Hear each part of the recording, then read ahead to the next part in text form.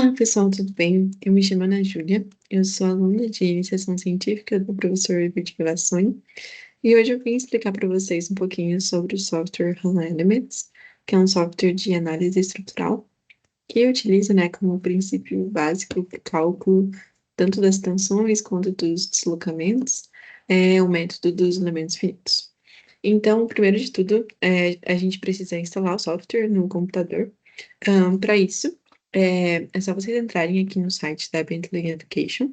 A Bentley é meio que a empresa que produz esse software e vários outros softwares de geotecnia, por exemplo. Também tem outros de estruturas também. Mas, enfim, com a conta educacional ela é aberta tanto para alunos quanto para professores. E com ela a gente consegue baixar a versão na íntegra do software sem nenhuma restrição, só com basicamente nosso e-mail institucional. Então, se você não tem ainda uma conta na Bentley Education, crie, é bem tranquilo, só talvez demore um tempo para aprovarem a sua, digamos assim, licença estudantil, mas a princípio não é para vocês terem nenhum problema. Então, aqui no site da Bentley Education, é só logar na sua conta, vir aqui em software e rolar aqui para baixo até vocês acharem o nosso software RAM Elements, esse daqui. Clicar aqui em download.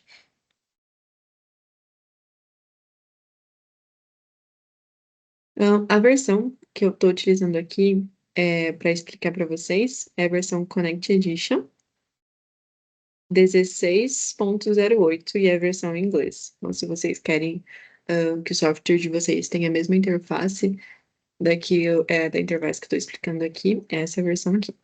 Então, é só clicar em download, baixar, executar, enfim, abrir o programa no seu computador.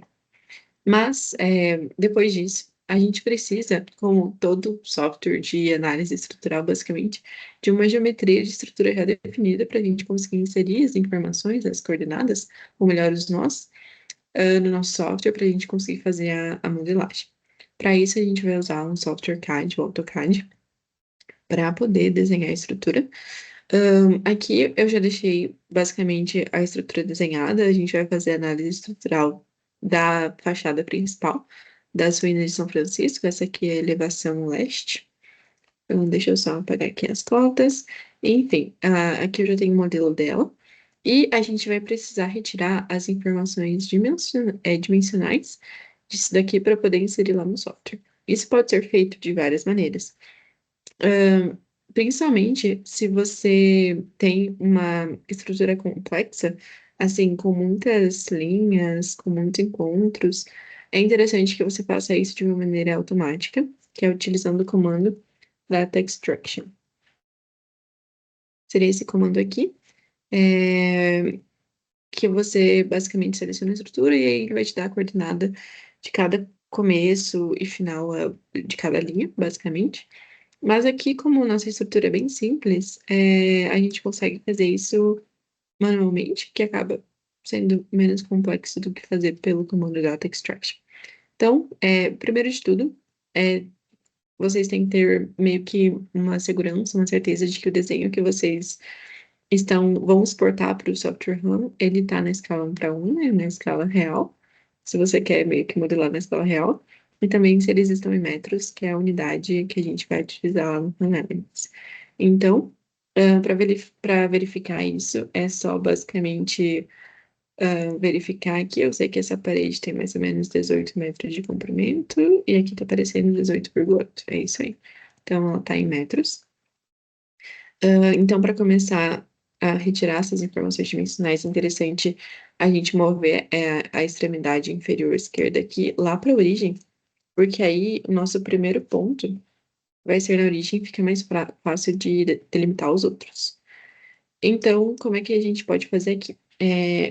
Digite em comando point e a gente vai desenhar um ponto em cada vértice da estrutura.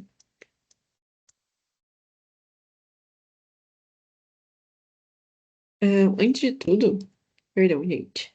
É interessante vocês mudarem de camada, porque depois é só desabilitar as outras camadas, e daí a camada já dos pontos vai ficar apenas ela, mais fácil de separar. Então, movem para uma outra camada aí do código de vocês e façam os pontos sobre os vértices que vocês querem modelar. Então, e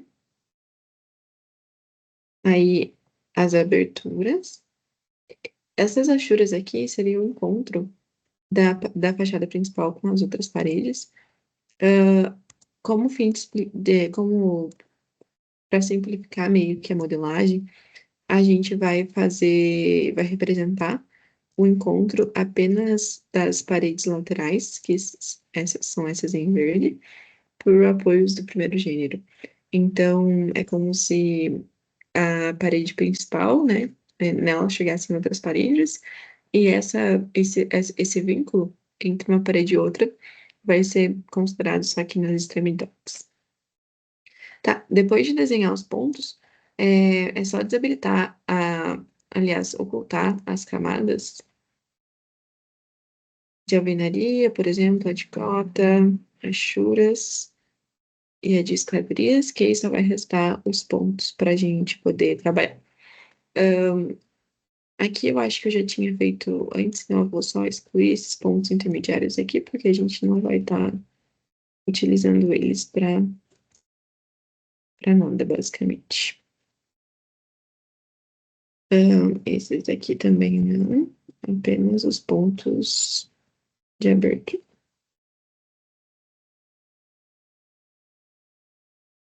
Seria basicamente isso. Então, como é que a gente descobre a coordenada de um ponto, né? É só você selecionar ele, por exemplo, e digitar o comando properties.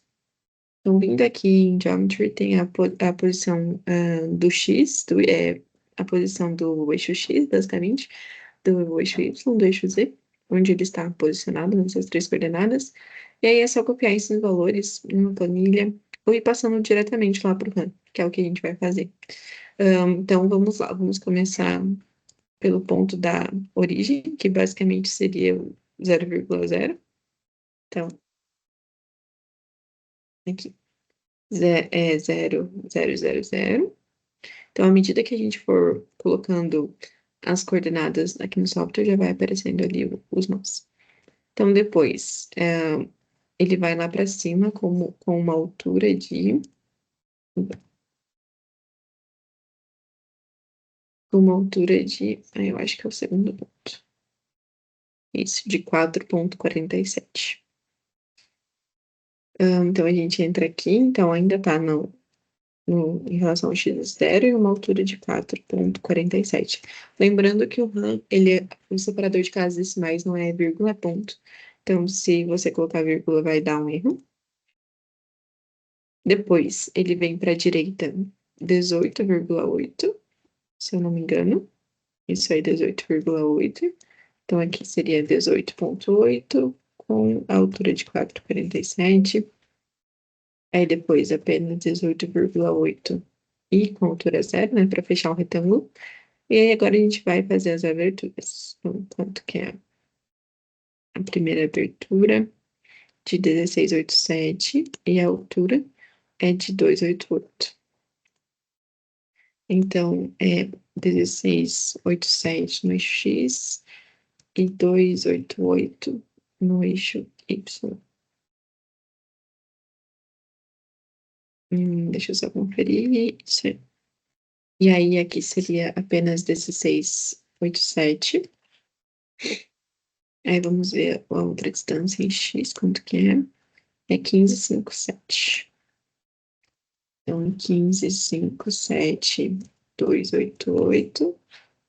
E aí, 15,570. Como a nossa estrutura é toda linear, retangular, é bem mais fácil fazer dessa maneira aqui. Mas, se realmente a tua estrutura tiver muitos detalhes, muitos encontros, enfim, é preferível que você utilize o comando data extraction mesmo.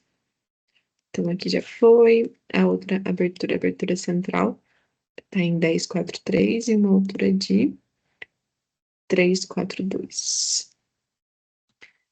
10, 4, 3 e 3, 4, 2.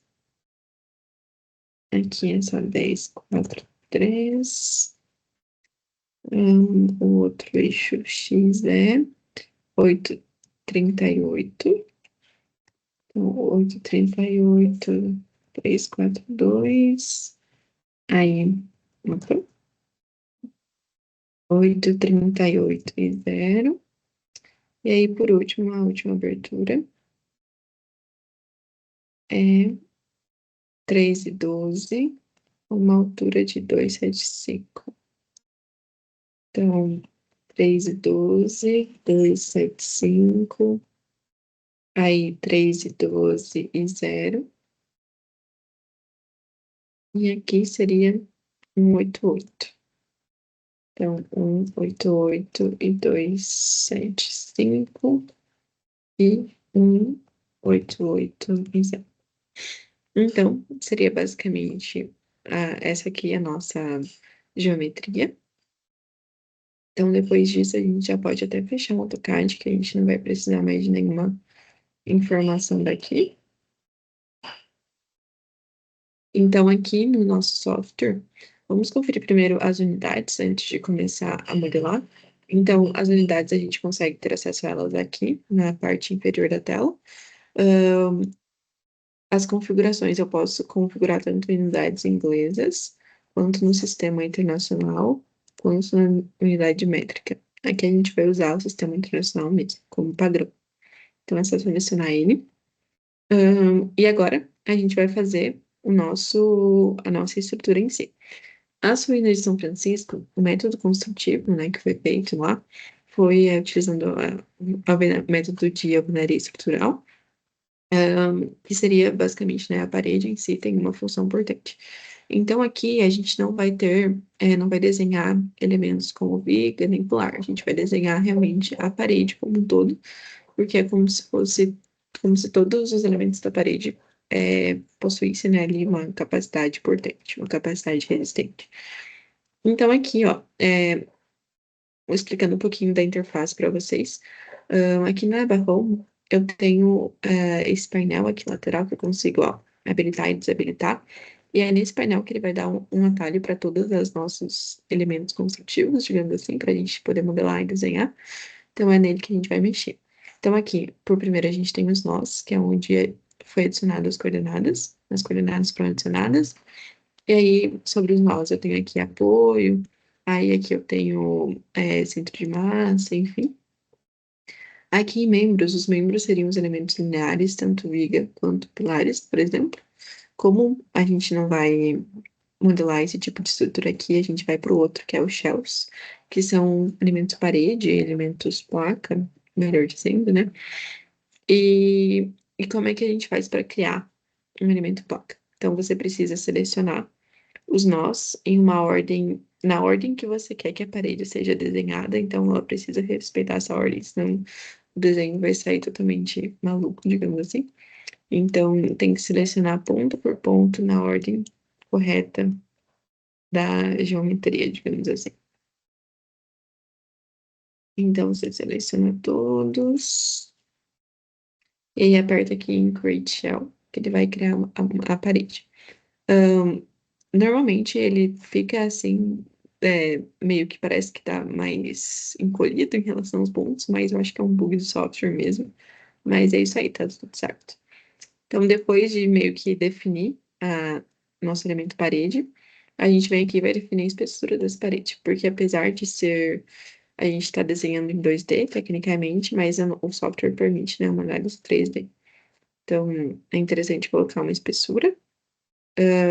A espessura dessa parede é de 1,45 m, ela é bem espessa mesmo.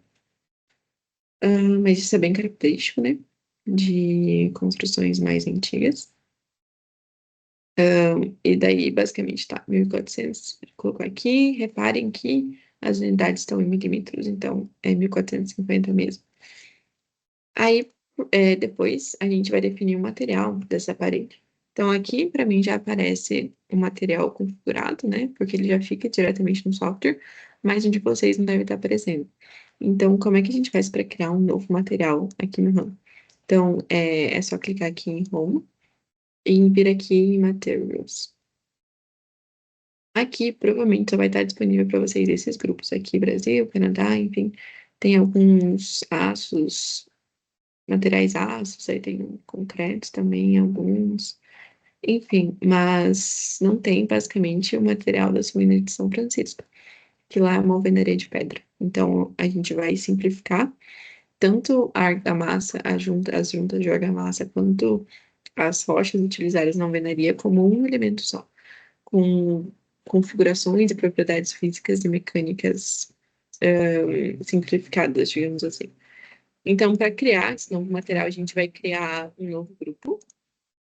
Então, venho aqui, escrevam, por exemplo, eu não vou escrever ruínas porque o meu já tá, mas vocês pode dar o nome como vocês quiserem. Vou colocar manual. Não.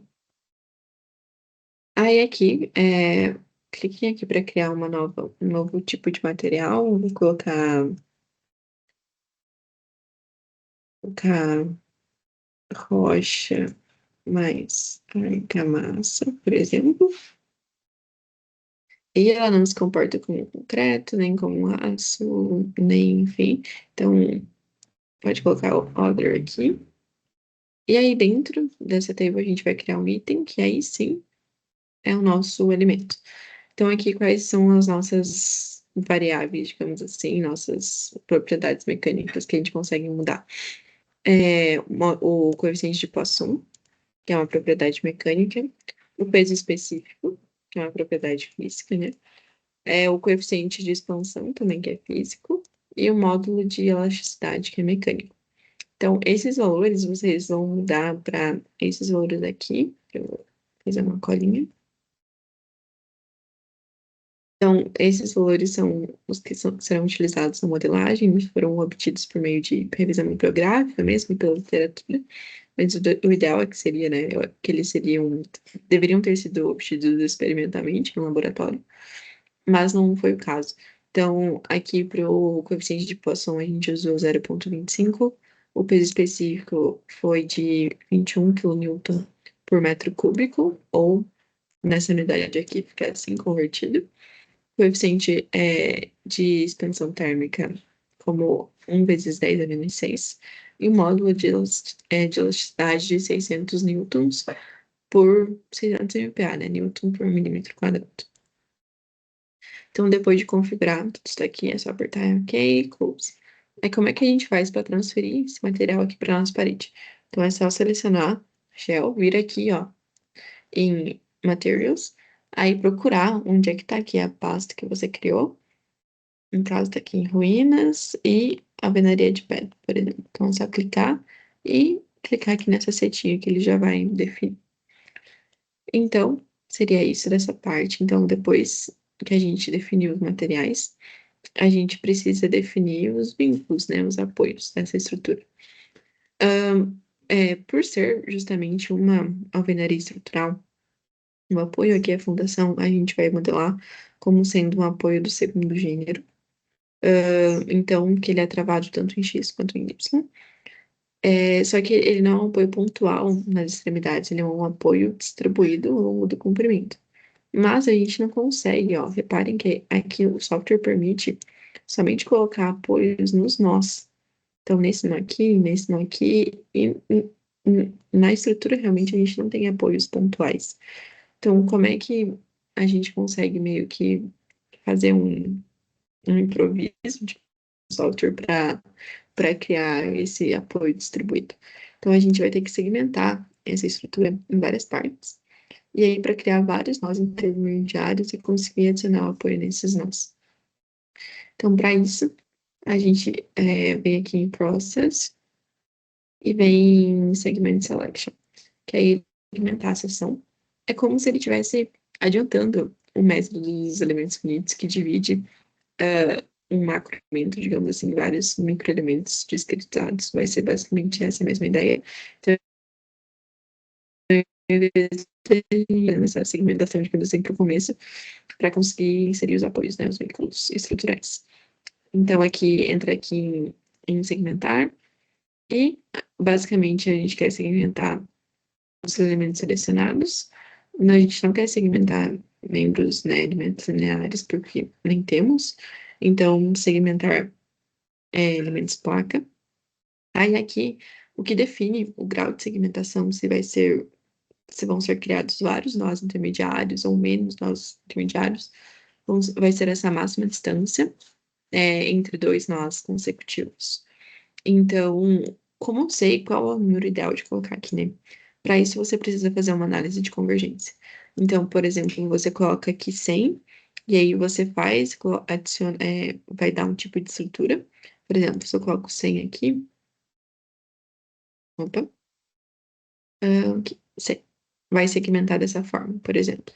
Aí eu dei um Ctrl Z, se eu colocar 50, ele vai ficar mais segmentado. Então, quanto maior o grau de segmentação, mais preciso fica, porque o software, ele calcula basicamente os deslocamentos e tensões nos nós, né?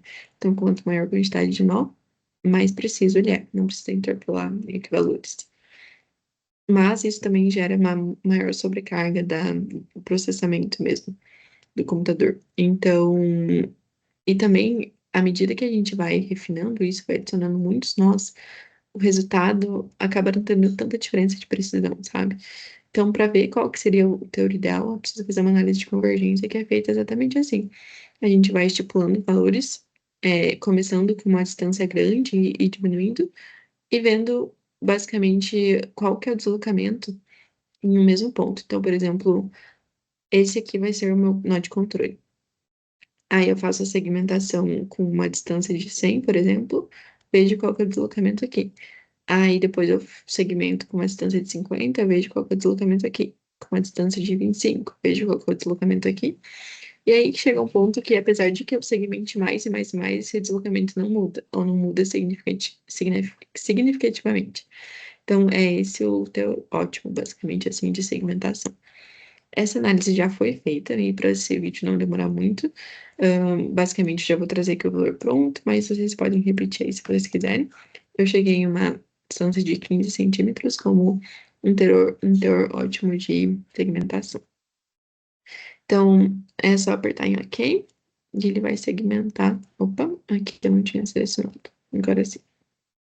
Ele vai segmentar toda a estrutura. Isso aqui que tá aparecendo é o nome do material para tirar isso daqui da tela, não ficar atrapalhando, eu só desabilitar aqui. Materials. Pronto, então essa é a nossa estrutura segmentada. Então agora sim, finalmente, para a gente conseguir adicionar os vínculos, é só entrar aqui em nós, apoios, e aí selecionar toda essa parte inferior aqui de baixo, que vai ser a nossa fundação, que vão ser apoios do segundo gênero. Então, como eu disse, os apoios do segundo gênero vão estar travados tanto em X quanto em Y. Então, é o brito TX e TY, e para passar isso para todos os nós selecionados, é só selecionar essas duas colunas e vir aqui embaixo, ó, que daí ele adiciona para todo o resto. Esse T é de translação, o R é de rotação. Então, a gente não tem nenhum apoio, não tem nenhum engaste, né, que impeça a rotação em X, Y ou Z. Aí, como eu disse anteriormente também, os encontros laterais também vão ser modelados com apoios, só que serão apoios do primeiro gênero agora, na direção de Y. Então, é como se tivesse realmente perpendicular à parede ali. Então, vocês selecionam, não selecionem esse último nó daqui, porque ele terá uma configuração diferente. E daí vocês apertem Shift para selecionar mais de um conjunto de nós. Então, estão todos selecionados. Aí agora a gente vai travar ele somente em Z. Então, para isso, a gente seleciona aqui o primeiro nó, clica na coluna e vem aqui nessas flechinhas para passar para todo o resto. E aí, os nós do canto aqui, que eles, na verdade, vão ter três vínculos, né? Tanto translação em X, quanto Y, quanto em Z. Aí, seleciono manualmente aqui mesmo. Então, seria isso, para ver se vocês fizeram de uma maneira correta, está tudo certo. Pode apertar aqui em View e selecionar aqui o apoio. E aí, ó, cada apoio que você selecionar, ele vai aparecer qual que é o tipo de vínculo. Então, aqui significa que essa parede está travada no eixo Z, né? Aqui, por exemplo, esses nós de baixo, né? Selecionei vários. esse nó aqui de baixo, intermediário, ele tá travado tanto em Y quanto em X. Esse nó do canto, tanto em Y quanto em X, quanto em Z. Então, é basicamente assim. Depois da gente ter vinculado a estrutura, agora resta colocar os carregamentos. Então, para isso, é só entrar aqui em Home, vir em Load Conditions, e aqui nessa, para adicionar, editar, né, condições de carga. E aí, na suíte de São Francisco, a gente vai ter também dois tipos de carregamento. Carregamento de peso próprio, ou dead load, basicamente, que é carga morta, digamos assim, dead load. E aí, além dessa carga morta, desse carregamento morto, que é, como, traduzido, digamos assim, a gente vai ter um carregamento variável, que seria a carga de vento. Então, a gente precisa adicionar ela aqui. Então, o ID dela podemos colocar como W. A descrição é carga de vento. E aí, a categoria, tem uma categoria para vento, inclusive aqui. Seria wind. Então, basicamente, tá pronto. Então, aqui, ó, nas condições de carga, a gente consegue ver aqui embaixo a peso próprio e carga de vento. Então, a gente tem que adicionar os carregamentos em cada seção, para a gente poder analisar o efeito desse carregamento isoladamente na estrutura, mas também depois com a combinação de carga que a gente vai escolher, basicamente. Então, para adicionar o peso próprio, vamos começar pelo peso próprio. Para adicionar o peso próprio da estrutura, é só selecionar toda ela, vir aqui em Gen, e aí clicar nesse pezinho aqui no canto, e selecionar isso daqui, porque o que ele está dizendo aqui? Que é basicamente para a gente escolher a direção do nosso peso próprio. Então, ela tá para baixo, né? Peso próprio sempre aponta para baixo. Então, na direção de menos y. A gente não adiciona nenhum valor de carga aqui, porque justamente isso é calculado com base no peso específico que a gente já definiu anteriormente lá no material. Então, o peso próprio já foi adicionado, é bem simples. Agora a gente muda aqui para carga de vento, vamos adicionar a carga de vento. Então, selecionar toda a estrutura, clica em Shells, e aqui em carregamentos, né, cargas em paredes, em placas. E aqui o carregamento do vento não é do tipo distribuído linearmente, nem de temperatura, é do tipo pressão de vento. E aí, aqui nessa coluna, a gente define a magnitude, e nessas três a gente define a direção. O vento, ele atua perpendicularmente à nossa parede. Então, nesse sentido aqui. Então, a gente vai definir ele como sendo 0 em X, porque não tem carregamento de vento em X, não tem Y, mas tem em Z, na direção de menos 1, porque ele está atuando contrário ao eixo, daqui para cá. E a magnitude dele é de 0,98883, que seria quase 1 kN, né? A unidade é em kN por metro quadrado, quase 1 kN, mas foi esse valor que foi calculado utilizando a norma lá de vento.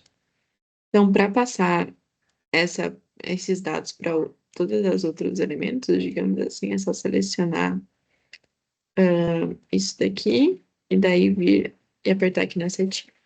Então, para ver também se a gente configurou certo a direção, é só vir aqui em View, em cargas, e a gente consegue ver. Aí ele vai travar porque são muitos elementos. Mas a gente consegue ver meio que a carga atuando daqui para cá, nessa direção. Aqui as faixinhas. Deixa eu ver se consigo clicar só em um elemento. Aqui é uma flechinha, né, com 4 nós.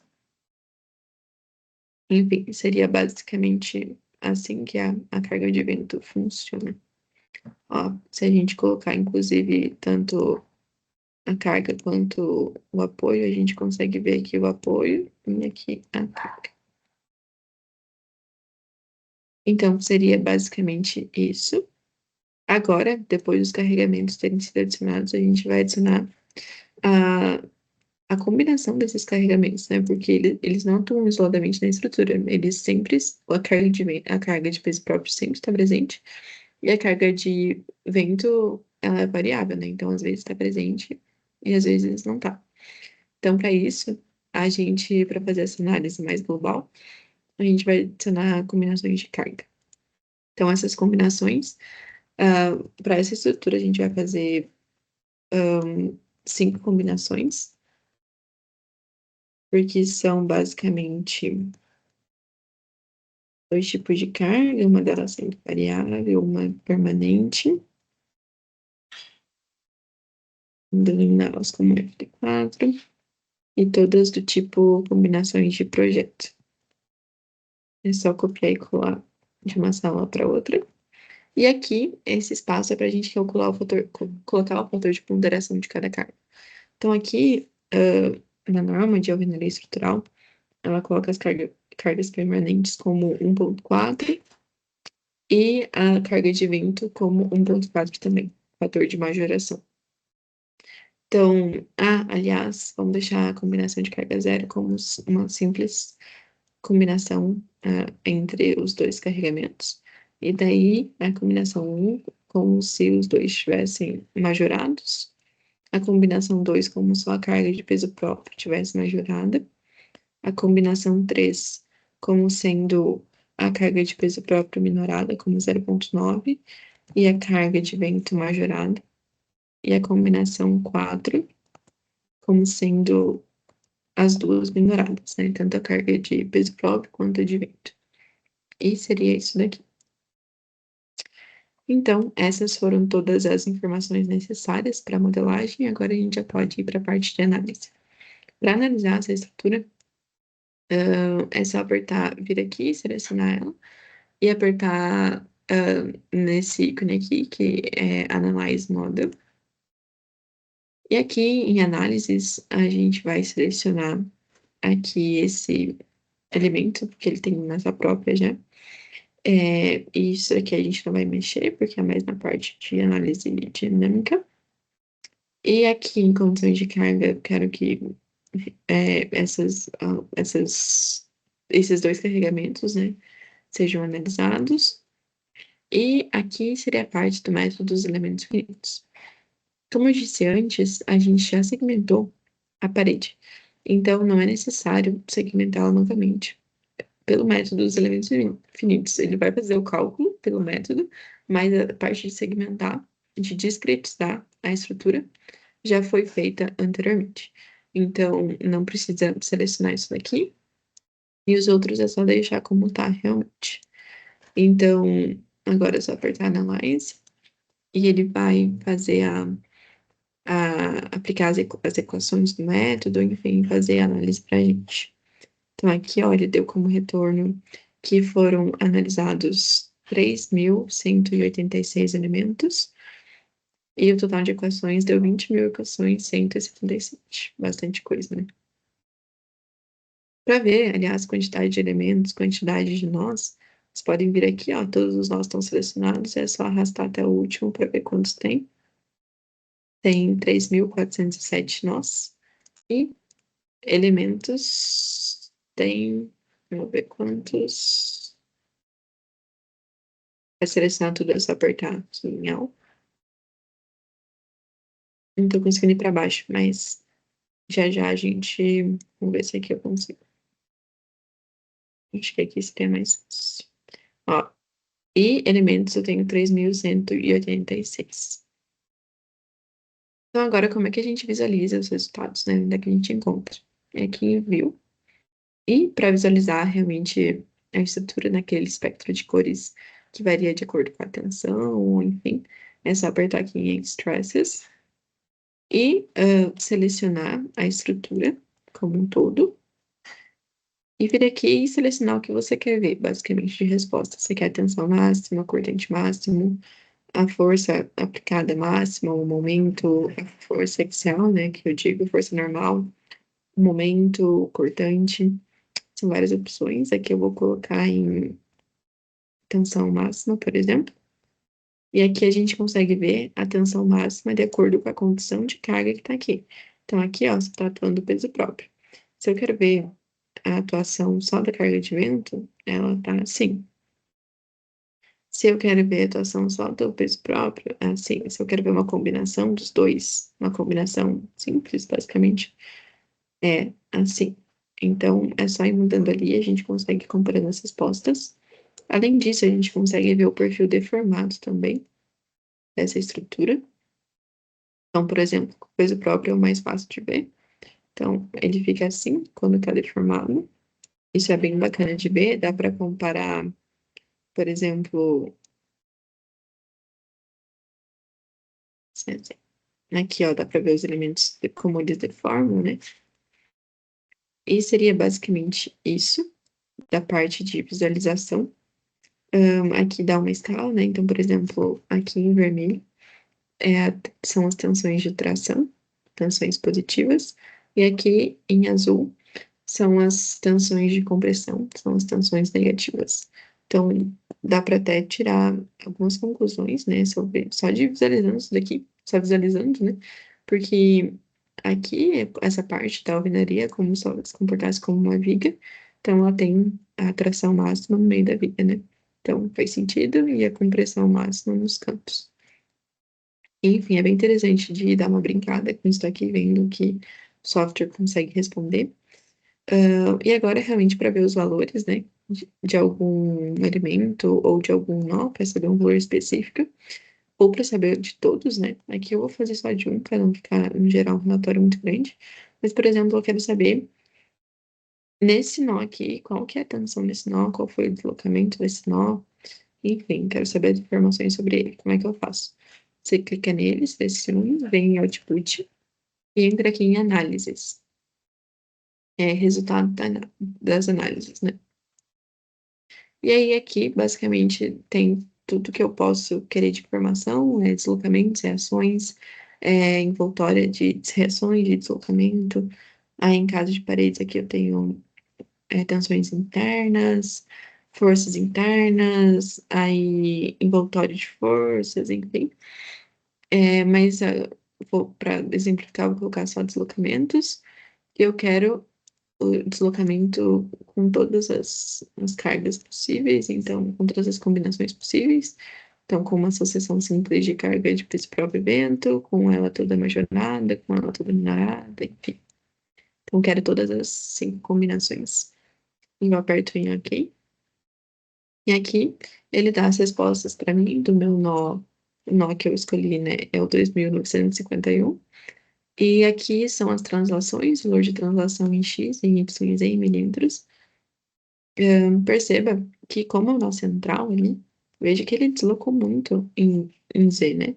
Ele deslocou 21 milímetros, bastante coisa. 2 centímetros, basicamente, né? E a rotação aqui também em radianos, no caso. Então, esse relatório ele pode ser exportado tanto para Word, quanto para Excel, quanto, né, PDF, enfim, para gerar um arquivo. E seria basicamente isso.